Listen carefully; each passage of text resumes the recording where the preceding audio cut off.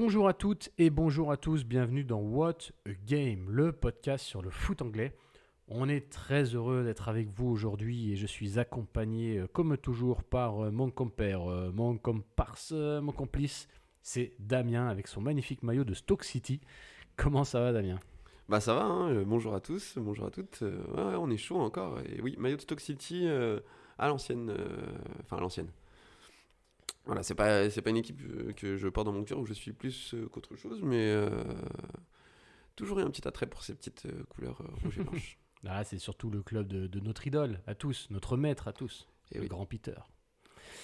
Aujourd'hui, c'est un What a Story que l'on va vous proposer, que je vais me charger de vous proposer. Et c'est rigolo parce que Damien n'est pas du tout au courant de ce que je vais faire. Je le découvre en même temps que vous. Du coup. Voilà, exactement. Je ne lui ai pas dit. Ça va être honnêtement un épisode assez court. On n'est pas sur une story dans le sens où je vais raconter une histoire qui s'est passée. C'est plus, je vais vous raconter un petit peu. Je vais vous parler d'un club, en fait. Ok. Un club qui a fait parler de lui pour plusieurs raisons. Si je te parle dans un stade anglais, de tourtes et de hamburgers vegan, est-ce que tu vois à qui je fais allusion ? Ah, je l'ai vu passer, mais mince. Déjà, il faut oser, quoi. Ouais, c'est. Là, il faut mettre tourte, hamburger, vegan et stade anglais dans la même phrase. c'est... Non, je l'ai pas, mais je l'ai vu passer, j'en suis sûr, mais je l'ai pas. Eh ben, il fallait oser, mais ça marche pas trop mal puisque c'est ce qui se passe au Forest Green Rovers Football Club. Déjà, le blaze est incroyable. Oui. Le blaze est incroyable. Qui est considéré un peu de manière officieuse comme le club le plus écolo du monde. D'accord. Ok. Voilà. Et donc, je vais vous parler un petit peu de ce club. Trop bien. Bah, carrément. Les Forest Green Rovers Football Club donc, ont été élus club le plus vert du monde par la FIFA. Ça vaut ce que ça vaut, hein, titre donné comme ça par la FIFA. Je savais pas qu'ils avaient... Mais bon, bref, c'est juste... voilà. Mais en gros, cet honneur, on va dire, ce titre, ils l'ont pas eu juste parce qu'ils ont mis des tourtes véganes au Oui. stade. C'est parce qu'il y a vraiment une restructuration complète du club et on va parler un petit peu de ça. Déjà, il faut savoir que Forest Green se situe à Nailsworth. Est-ce que tu sais où est Nailsworth ? Absolument pas. Absolument pas. C'est normal, c'est un petit village D'accord. qui est situé à environ 50 km de Bristol, donc Ok. pas très loin. Et c'est un club quand même qui date de 1889, mais j'ai envie de dire, de toute façon, les clubs Comme anglais tous. qui ont moins de 100 ans, ça Ouais, n'existe pas. C'est exactement ça. Et dans les années 2010, le club, ils sont en galère financière, ils sont en galère sportive, ils végètent en 6 ou 7e division, Ouais. enfin c'est une grosse galère. Ils sont rachetés par un certain Dale Vince. Ok. Dale Vince, c'est un millionnaire, milliardaire, je ne sais pas exactement, enfin bref, c'est un mania de l'écologie. En fait, c'est un mec qui a fait fortune dans les énergies vertes Ok. grâce à sa société EcoCity.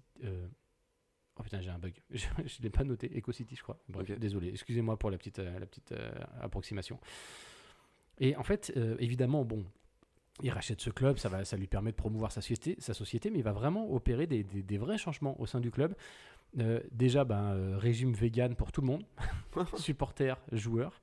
Le stade qui va fonctionner grâce à l'énergie solaire, un gazon naturel non traité, arrosé par les eaux de pluie parce qu'il y a un système de récupération, les véhicules électriques qui fonctionnent à l'énergie solaire, les maillots qui sont produits à partir d'éléments recyclés. Bref, la liste est assez longue. Mais il va vraiment changer tout le fonctionnement pour en faire un club un petit peu écolo. D'ailleurs, le maillot de Forest Green, je ne sais pas si vous le voyez, mais vous pouvez aller voir sur Google, il est le domicile pour moi particulièrement moche. Damien prend son téléphone, vas-y, je te laisse. Ah oui, non, je mais te du laisse coup, aller je voir. regarde ça, mais rien que le nom Forest Green, ça me.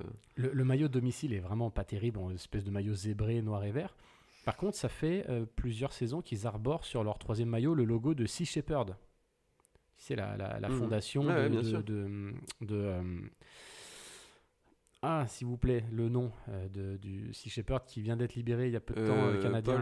Paul Watson. Paul Watson. Voilà. Et par contre, le maillot floqué Sea Shepherd, franchement, il est stylé. Est-ce que tu vois un peu là ? Bah là, j'ai le vert et noir. Ouais. Ok. Il est pas pire celui-là. C'est Celui-là, pas il est pas c'est pire. pas la pire version qu'ils ont faite. Enfin bon. Mince, j'étais sur leur Twitter du coup. Enfin, ok, pardon. Vas-y, continue. Bon, en tout cas, voilà pour vous expliquer un petit peu tout ça. Et bon, vous le savez, le fan de football, et particulièrement le fan de football anglais, c'est un spécimen qui est assez peu adepte du changement. C'est vrai. vrai. Donc, quand vous arrivez et que vous lui dites maintenant ton hot dog, c'est plus des saucisses dedans, c'est du lair d'hammer. Non, même pas parce que c'est vegan. ça Vegan, marche pas. ouais, non. C'est chaud. Mais honnêtement, les tribunes de New Lawn, qui est le stade de Forest Green, elles n'ont jamais été aussi remplies. Ok. Et il y a eu un vrai... les supporters ont vraiment... Il y a eu un vrai enthousiasme. Les supporters ont vraiment adoré au fonctionnement. Mais aussi parce qu'en fait, le bilan sportif a bien aidé. C'est-à-dire que le club qui était proche qui était en 6e division, est monté jusqu'en 3e division. C'est-à-dire qu'il y a quelques années, il était en League One. Et ça a fait de Forest Green, enfin de Nailsworth, pardon, la plus petite ville d'Angleterre avec un club professionnel. Ah ouais. Oui, donc... 4000 et quelques habitants. Aujourd'hui, le club est un peu redescendu. C'est-à-dire qu'ils sont redescendus en National League, si je ne dis pas de bêtises, donc en 5e div, et ils sont en train de jouer la montée. Ok. Voilà, pour remonter en League 2. Donc on parle quand même d'un club qui, s'ils y arrivent, sera quand même dans les 4 premières divisions professionnelles. Quand même. On est sur quand même un vrai coup de pub, quoi. Enfin, le mec s'est mis en faisant ça, c'est fait un très très joli coup de pub. Mais bon, après, quand c'est dans ce sens-là, tant mieux en plus. Mais carrément. Et puis du coup, il n'y a pas eu que des résultats sportifs, c'est-à-dire qu'il y a eu aussi des réussites en dehors. L'ONU, donc là on est sur quelque chose d'un peu plus, un label un peu plus. Ils ont certifié le club du label de neutralité carbone. Ok. Donc là on est déjà sur quelque chose d'un peu plus concret, d'un peu plus officiel. C'est le seul pour l'instant au monde à avoir ce label. D'accord. Et il y a d'autres clubs comme Lille ou le Betis Séville qui essayent de faire pareil, mais en tout cas ce sont les premiers à y être arrivés. Et donc, forcément, d'avoir ce statut-là, que ce soit sportivement ou en dehors, ça permet d'attirer des sponsors. Évidemment, parce que c'est une belle publicité. Et puis, ça attire aussi des fans du monde entier, parce que y a ce côté, vous savez, maintenant avec le grand doping, etc. Et donc, si au début, il y a eu du scepticisme à Forest Green, c'est plutôt de la fierté maintenant qu'il y a au niveau des habitants, parce que ils ont mis quand même Forest Green aujourd'hui sur la carte du football anglais, peut-être pas mondial, mais bien sûr. En tout cas. Et donc, quand on réussit à changer les mentalités dans le foot, c'est pas mal, quoi. Ouais, bien sûr. C'est un message d'espoir, quand même. Bien sûr, exactement. Et c'est pas fini, puisque Dale Vince, il va pas s'arrêter là. Le club a engagé la construction de son nouveau stade, le Forest Green Eco Park Stadium. On parle d'un stade de 5000 places dont la structure sera entièrement en bois et qui sera le stade le plus vert au monde en termes d'émissions carbone. Donc voilà, et regarde, j'ai une petite photo de ce à quoi ressemblera le stade. Ah ouais, c'est joli. En plus, au milieu des champs, comme ça et tout. Ouais, non, ça a vraiment Je vous invite à aller voir parce que c'est vraiment joli. Ouais. Voilà, donc vous retrouvez pas mal d'articles sur Internet qui expliquent un petit peu ça. Et voilà, c'est pas quelque chose de très... C'est pas forcément très exhaustif, mais j'avais envie de l'évoquer parce que c'est un truc qui m'a fait sourire. C'est clair. Et pour la petite anecdote, j'ai découvert ce club un peu par hasard via un pote qui faisait une carrière, comme des fois on fait des carrières sur FIFA, Football Manager, et qui m'a dit « Ouais, moi j'ai pris Forest Green, regarde les maillots, ils sont incroyables. » Et en fait, c'est parti de là. Ok. Et en fait, Forest Green, il y a une vraie petite story avec eux. Ah, c'est clair. Comme le foot anglais, c'est nous en fournir. Et lui, t'étais pas au courant de ça du tout. Du coup, il a juste pris ça pour les maillots. Okay. Exactement. Ah, c'est marrant quand même. Bah ouais. Parce qu'il y a une vraie petite histoire autour. Et puis, au final, ils ont un titre. Ils ont un titre, c'est pas le cas de tout le monde. Exactement. et puis aujourd'hui, Forest Green, il y a encore pas si longtemps, ils étaient en 3e division. En Ligue 1. Donc pour un petit village, c'est quand même quelque chose. Exactement.